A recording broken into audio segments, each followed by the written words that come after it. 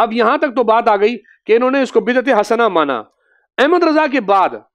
چونکہ ہم ایک زمانے سے لوگوں کو یہ کہتے ہوئے آئے کہ دیکھو مستحب عمل پر میں نے ویڈیو بنائی ہے کہ باقاعدہ مستحب عمل پر مواظبت کرنا، اس کو لازمی حصہ بنا لینا، اس پر میری مستقل ایک ویڈیو موجود ہے کہ وہ آگے چل کر اس کو بدعت بنا دیتی ہے۔ یہی حشر انہوں نے بدعت حسنہ کا کیا، ہر بدعت حسنہ کا یہی حشر کیا ہے کہ انہوں نے اس بدعت حسنہ کو کہاں پہنچایا۔ حالانکہ میں نے اس پر ویڈیو بنائی ہے کہ مجدد الفسانی رحمۃ اللہ علیہ باقاعدہ اس بات کے قائل تھے کہ بدعت میں حسن ہوتا ہی نہیں ہے، اور انہوں نے تو یہاں تک لکھا کہ امام مہدی ایسے شخص کو آگے قتل کریں گے، اس عالم کو جس نے بدعت میں حسن بولا ہوگا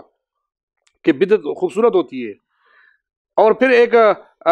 بات یہ ذہن میں رکھیں کہ بدعت اس کی مثال کیا ہے؟ اس کی مثال ایک بدکار کی ہے۔ جیسے کوئی بدکار ہو یا بدکارہ ہو، اب اس بدکارہ کا خوبصورت ہونا یا بدکارہ کا بدصورت ہونا یہ اس کے بدکارہ ہونے کا انکار نہیں ہے کہ بدکارہ ہے تو خوبصورت ہے، بدکارہ ہے تو بری ہے، تو یہ اس کا انکار نہیں ہے کہ وہ بدکارہ ہے، اس پہ تو اتفاق ہے۔ اب اس کا خوبصورت اور برا ہونا اس کو بدکاری سے نہیں بچا سکتا۔ اسی طریقے سے بدعت ہے۔ اب اس بدعت کے اوپر آپ خواہ بدعت حسنہ کا اطلاق کر کے اس کو لازمی بنا لو، جیسا کہ اس کے بعد انہوں نے کیا ہے کہ کہاں تک پہنچایا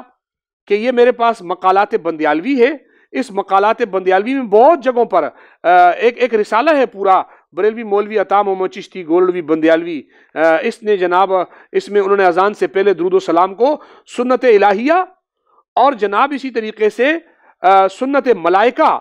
صفحہ نمبر 147، 148 اور 154 پر انہوں نے اس کو سنت الہیہ اور سنت ملائکہ تک لکھا ہے، اور اسی طریقے سے صفحہ نمبر 173 پر اس کو واجب لکھا ہے کہ درود و سلام جو ہے اذان سے پہلے اور بعد پڑھنا واجب ہے۔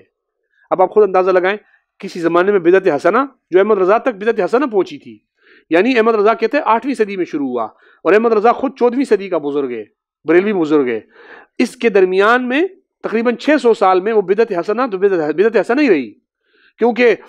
یہ بتا رہا ہے کہ 8ویں صدی میں شروع ہوا تو بدعت حسنہ کے طور پہ شروع ہوا، اور احمد رضا تک یہ بدعت حسنہ چلتا ہوا ہے۔ لیکن جیسے یہ بدعت حسنہ احمد رضا کے ہاتھ میں آئی اور پھر اس سے آگے چل کر ان کے ماننے والوں کے ہاتھ میں آئی، یہ بدعت حسنہ جب احمد رضا کے خلفاء کے ہاتھ میں آئی تو یہ بدعت حسنہ کہاں جا پہنچی وہ میں نے آپ کو بتا دیا کہ بریلویوں نے اس کو واجب بنا دیا۔ اب بتائیں کہ کیا یہ بدعت حسنہ سے جب اس نے ترقی کر کے واجب کے درجے پہ آئی تو اب اس کے اوپر کیا حکم لگنا چاہیے؟ تو میرے پاس کتاب ہے ندائے یا رسول اللہ، فیض احمد اویسی کی کتاب ہے، اور اس ندائے یا رسول اللہ میں جو فیض احمد اویسی نے سب سے پہلے تو عجیب حیران کن بات یہ کہ اس نے لکھا کہ ہم نے صلاۃ والسلام کو ہم کیوں لے کر آئے۔ وہ کہتے ہیں کہ جی ہمارے صلاۃ والسلام لانے کی وجہ یہ ہے، سب سے پہلے تو اس نے وجہ بتائی ہے، کہتے ہیں قبل اذان صلاۃ والسلام پڑھنے کی ضرورت بھی ہے، وہ اس لیے کہ لاؤڈ اسپیکر اور خرابی معلوم کرنے کے لیے ہیلو ہیلو 1 2 3 وغیرہ کہتے ہیں۔ پھر مساجد میں ان کا رواج بلکہ اب تو مساجد کا لازمی جز سمجھا جا رہا ہے، حالانکہ بالکل جھوٹ ہے۔ ہم آپ جا کے دیکھ لو مساجد میں اذانیں ہوتی ہیں، کہیں بھی 1 2 3 نہیں بولا جاتا اذان سے پہلے، کسی ایک مسجد میں بھی اذان سے پہلے 1 2 3 نہیں بولا جاتا۔ لیکن اپنی بدعت کو جائز کرنے کے لیے ان کو اردو کا 1 2 3، عربی کا 1 2 3، یا ان کو کسی اور زبان کا 1 2 3 نہیں، ان کو انگلش کے 1 2 3 سے انہوں نے یہ دلیل پکڑی اور اس پر قیاس کیا۔ کوئی بریلویوں سے پوچھے گا درود و سلام کہاں ثابت ہے تو یہ کہیں گے 1 2 3 پر قیاس کر کے ہم نے اس کو ثابت کیا ہے، جس 1 2 3 کا اذان سے پہلے رواج ہی موجود نہیں ہے۔ کہتے ہیں رواج ہے، ہم تو بچپن سے آج تک ہم سنتے آئے ہیں، بلکہ آپ اپنے علاقے کی مساجد میں سن لیں کون سی مسجد کے اندر اذان سے پہلے 1 2 3 بولا جاتا تھا کہ بریلویوں کو ضرورت پڑی اس 1 2 3 کو ہٹا کر وہاں جناب وہ درود و سلام لانے کی، یہ کون سی مسجد میں تھا؟ کسی مسجد میں بھی موجود نہیں تھا۔ ہیلو ہیلو دونوں، وہ بھی انگلش کا لفظ 1 2 3 وہ بھی کہتا ہے کہ یہ ہوتا تھا، تو ہمارے اہل سنت نے انگریزی الفاظ کو مٹا کر درود شریف کا جو ہے ورد کیا تاکہ لاؤڈ اسپیکر کی نبض کا پتہ بھی چل جائے۔ ہاں یہ ہے لوگ فون کرتے ہوئے دوسروں کو ہیلو کرتے ہیں، تو میرے خیال میں وہاں ہیلو کے بجائے درود السلام ان لوگوں کو ڈال دینا چاہیے تھا۔ اگر دیکھا جائے ان کا جو طرز ہے نا انگریزی پہ قیاس کرنے کا، تو یہ قیاس تو وہاں ان کو کرنا چاہیے تھا، اور ان سے کوئی بعید نہیں ہے کہ یہ کل وہاں پہ بھی یہ عمل جاری کر دے، کیونکہ بریلویوں کو تو صرف رستہ چاہیے ہوتا ہے کہ کہاں سے ان کو بدعت جاری کرنی ہے، بس وہ پھر آگے چل پڑتی ہے۔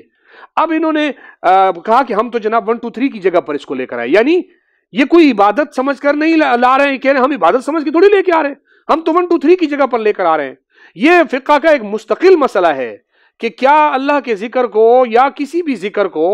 بطور استخدام کے اس کو لایا جا سکتا ہے یا نہیں، یہ ایک مستقل عنوان ہے، اور اس عنوان پر فتاوی موجود ہیں کہ اللہ تعالیٰ کا ذکر ایسے مواقع پر جہاں ان سے کوئی لوگوں کو استخدام لی جا رہی ہے، اس سے کوئی خدمت کے طور پر ان ذکر کو بیان کیا جا رہا ہو، یہ ناجائز ہے۔ آگے کہتا ہے کہ درود شریف کا ورد کیا تاکہ لاؤڈ اسپیکر کی نبض کا پتہ بھی چل جائے اور اسلام کا بھی بول بالا ہو۔ بھائی اسلام کا بول بالا اذان سے ہو سکتا تھا، اذان ہی دے دو۔ کہ کیا نبی پاک صلی اللہ علیہ وسلم کے دور میں اذان بغیر صلاۃ والسلام کے اس انداز میں نہیں ہوتی تھی؟ تو کیا اس وقت اسلام کا بول بالا نہیں تھا؟ یہ آپ کو ابھی اسلام کا بول بالا کرنے کی یہی طریقہ کار اور ضرورت پیش آئی ہے؟ اسلام کے بول بالے کے لیے تلوار بھی تو ہاتھ میں اٹھا سکتے تھے، آپ میدان جنگ میں بھی تو جا سکتے تھے، فلسطین اور کشمیر میں بھی تو آپ جا سکتے تھے، کفر سے پنجہ آزمائی بھی تو کر سکتے تھے، کفر کی آنکھوں میں آنکھیں بھی تو ڈال سکتے تھے۔ اسلام کا بول بالا کرنے کے لیے ہمت کریں نا۔ یہ کون سا طریقہ ہے کہ 1 2 3 کی جگہ پر اور ہیلو کی جگہ پر آپ لے کر آئے اور کہا کہ اسلام کا بول بالا ہو رہا ہے؟ تو یہ طریقہ کار ہے۔ اب خود مولوی فیض احمد اویسی اس بات کو مان رہے ہیں کہ بدعت حسنہ جو ہے وہ جب آ جاتی ہے تو اس بدعت حسنہ جب اذان سے پہلے درود و سلام ہم کرتے ہیں، یہ کیا ہے؟ وہ کہتا ہے کہ دوسری وجہ 1 2 3 کے علاوہ دوسری وجہ کیا ہے؟ وہ کہتا ہے کہ یہ ہم اس لیے کرتے ہیں تاکہ لوگوں کو یہ پتہ چل جائے کہ یہ مسجد ہماری ہے، یہ کسی اور کی مسجد نہیں ہے۔ مسجد پر ان کا کلر الگ،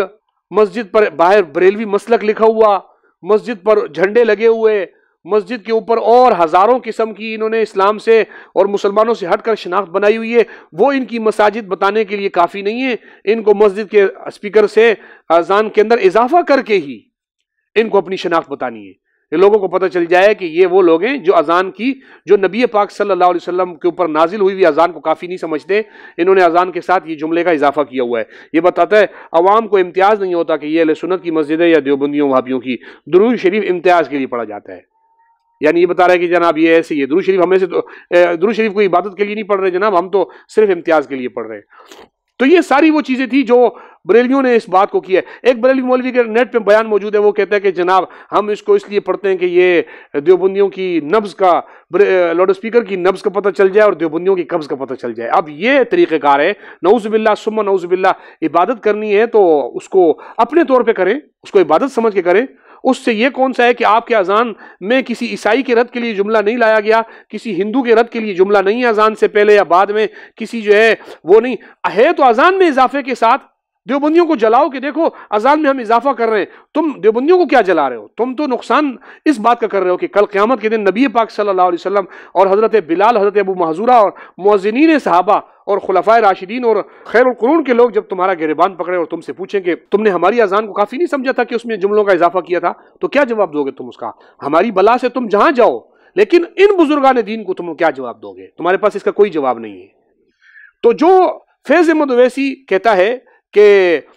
اذان کے ساتھ جو درود السلام پڑھتے ہیں وہ اس طرح پڑھتے ہیں، آگے چل کے کہتا ہے نہیں اس وقت کی جائے گی، یعنی لوگوں کو تب روکا جائے گا اذان کے ساتھ درود السلام سے جب ان کے محل مخصوص میں ان کی سنیت کا اعتقاد کر کے یہ کام کریں، یعنی اس کا یہ اعتقاد ہو کہ صلاۃ والسلام قبل الاذان سنت ہے اور اس محل کی خصوصیت کے ساتھ اس کی سنیت کا معتقد نہ ہو۔ وہ کہتا ہے جو اذان کے ساتھ درود السلام کو سنت سمجھے گا نا، اس کو درود السلام سے روکا جائے گا۔ تو فیض اویسی صاحب، آپ کے مسلک میں تو واجب سمجھا جا رہا ہے، آپ کے مسلک میں سنت سمجھا جا رہا ہے۔ میں نے جیسے حوالے پڑھے ہیں مقالات بندیالوی کے، وہ سنت بھی سمجھ رہا ہے، سنت الہیہ بھی سمجھ رہا ہے، سنت ملائکہ بھی سمجھ رہا ہے، واجب بھی سمجھ رہا ہے، شعار اہل سنت سمجھ رہے ہیں آپ کے لوگ۔ تو پھر آپ کے فتوے سے تو بدعت تو ہو گئی، فیض احمد اویسی کے فتوے سے۔ اور اسی طریقے سے یہ جناب دوسری جگہ پر یہ کہتا ہے کہ البتہ اگر نفس کیفیت مخصوصہ ہی کوئی شخص سنت اعتقاد کرے تو یقیناً یہ بدعت سیئہ ہوگی۔ وہ کہتا ہے اس مخصوص کیفیت کو اگر کوئی شخص سنت سمجھے گا پھر یہ بدعت سیئہ ہو جائے گی، کوئی سنت سمجھے گا تو بدعت ہو جائے گی۔ اب آپ کے مسلک میں اس کو واجب اور شعار اہل سنت سمجھا جا رہا ہے، تو بتائیں اس کے بدعت ہونے میں کیا کمی باقی رہ گئی ہے؟ لیکن تم اپنے مسلک کے لوگوں کو اس بات کو تم لوگوں کو بتا چکے ہو کہ جو ہے سنت کوئی سمجھ لے تو بدعت ہو جائے گی، تمہارے یہاں واجب سمجھا جا چکا ہے۔ اب اگر تمہیں کوئی روکتا ہے، تم کہتے ہو یہ درود کا منکر ہے، خود کہہ رہے ہو کہ ایسے شخص کو روکا جائے گا جو اس کو سنت سمجھے گا۔ اب جب تمہیں کوئی روکے تو تم کہتے ہو یہ درود کو نہیں مانتا، تم کہتے ہو یہ درود کا منکر ہے، تم کہتے ہو یہ نبی کو نہیں مانتا، نعوذ باللہ۔ حالانکہ وہ شخص اس بات کو نبی پاک صلی اللہ علیہ وسلم کو نہ ماننے کی وجہ سے تمہیں نہیں کہہ رہا، بلکہ وہ اس بات کی وجہ سے کر رہا ہے کہ نبی پاک صلی اللہ علیہ وسلم کے دین میں اضافہ نہ کرو، نبی پاک صلی اللہ علیہ وسلم کے مبارک کلمات کو کافی سمجھو، نبی پاک صلی اللہ علیہ وسلم کی زبان اقدس سے نکلے ہوئے الفاظ کو، اللہ کی وحی کے اندر آئے ہوئے الفاظ کو، جو اللہ کی وحی کے ذریعے سے اذان کے الفاظ اسلام میں آئے ہیں، ان کو کافی سمجھو، صحابہ کی اذان کو کافی سمجھو، یہ آپ کو کہا جا رہا ہے۔ تو وہی بات آ گئی هو المعظم والی، کہ جیسے خالص دودھ نہیں مل رہا، جیسے خالص گھی نہیں مل رہا، بالکل اسی طرح سے آج کل لوگ جو ہے وہ خالص جو ہے وہ اس سے بھی محروم ہو گئے اذان سے۔ اور پھر اگر ہم درود و سلام سے روکیں اس وجہ سے کہ اذان میں اضافہ ہو رہا ہے، تو ہمیں کہا جا رہا ہے، جیسے میں نے پیچھے بزرگان دین کی بھی حوالے پیش کی، سارے درود و سلام سے روک رہے اذان کے ساتھ۔ اگر کوئی روکے کہ اذان کے ساتھ اس کیفیت مخصوصہ کے ساتھ درود و سلام نہیں پڑھو، تو آپ کہتے ہو درود و سلام کے منکر ہیں۔ تو بتاؤ، یہ فیض احمد اویسی جو لکھ رہا ہے اپنی کتاب میں، اسی کتاب میں صفحہ نمبر 257 پہ، کہ اذان کے بعد محمد الرسول اللہ کہنے کا حکم ہم نے کسی حدیث میں نہیں پایا، تو اس لیے یہ کہتا ہے کہ نہیں پڑھنا، تو یہ نبی کو نہیں مانتا۔ یہ نہیں بولا جا سکتا کہ یہ تو کلمے کے ساتھ محمد رسول اللہ نہیں پڑھ رہا، کلمہ مکمل نہیں کر رہا، لہٰذا یہ تو نبی کو نہیں مان رہا۔ جو درود کو پڑھنے سے روک رہا ہے وہ درود کو نہیں مان رہا، تو جو نبی کا نام پڑھنے سے منع کر رہا ہے، محمد رسول اللہ بولنے سے منع کر رہا ہے، پھر آپ کے اصول سے وہ نبی کا منکر نہیں ہوا۔ پھر یہ اصول دیکھو، فیض ویسی اصول کیا پیش کر رہا ہے، وہ کہتے ہیں اذان کے بعد محمد رسول اللہ کہنے کا حکم ہمیں کسی حدیث میں نہیں ملا، نہیں پڑھنا ہے۔ تو کیا تمہیں درود و سلام کا اس کیفیت مخصوصہ کے ساتھ پڑھنے کا حکم کسی حدیث سے ملا ہوا ہے؟ اس انداز میں پڑھنے کا حکم کسی حدیث میں ملا ہوا ہے؟ اس کو لازم کرنے کا حکم کسی حدیث سے ملا ہوا ہے؟ وہ بھی تو نہیں ملا نا، وہ بھی تو نہ کرو۔ لیکن بات وہی ہے کہ ان کو بدعت ہی کرنی ہے۔ سنت بھی اگر ان کو کوئی مل جائے تو یہ اس سنت کو بھی کبھی سنت کے طرز پہ ادا کرنے کی کوشش نہیں کرتے، یہ اس کو بھی بدعت طرز پر ہی ادا کرنا شروع کر دیتے ہیں۔ یہ میرے پاس کتاب ہے شرح صحیح مسلم، مولوی غلام رسول سعیدی کی جلد 2 کتاب ہے، اور مفتی منیب الرحمن بریلویوں کا مفتی اعظم پاکستان جو ہے اس کی مدرسے کا استاد رہ چکا ہے، بڑا استاد۔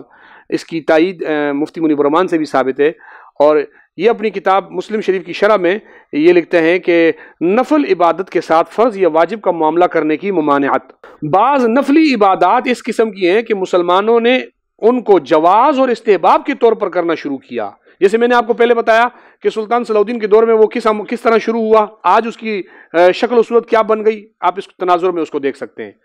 لیکن جب ان پر تسلسل اور تواتر کے ساتھ عمل ہونے لگا تو ان پڑھ عوام اور نیم خواندہ مولویوں نے ان کے ساتھ فرض اور واجب ایسا معاملہ کرنا شروع کر دیا، اور اس پر مستزاد یہ ہے کہ ایک جائز کام کے ساتھ کئی ناجائز کام ملا دیے۔ یوں ایک نفلی عبادت اور امر مستحب جائز اور ناجائز کاموں کا ملغوبہ بن کر طعن و تشنیع اور ملامت کا ہدف بن گیا۔ آگے چل کر کہتے ہیں، اگر اذان سے پہلے یا بعد صلاۃ و سلام نہ پڑھنے پر ملامت کی جاتی رہی تو یہ اس نفلی عبادت کو فرض اور واجب قرار دینے کے مترادف ہوگا۔ یہ بعین ہی بدعت سیئہ ہے، یعنی آپ کوئی شخص درود و سلام نہیں پڑھ رہا اور آپ اس کو ملامت کا نشانہ بنا رہے ہیں، تو گویا آپ اس کو فرض اور واجب سمجھ رہے ہیں، جیسا کہ بریلوی کر رہے ہیں کہ اگر اذان سے پہلے یا بعد درود و سلام نہ پڑھنے پر لوگوں کو ملامت کی جائے،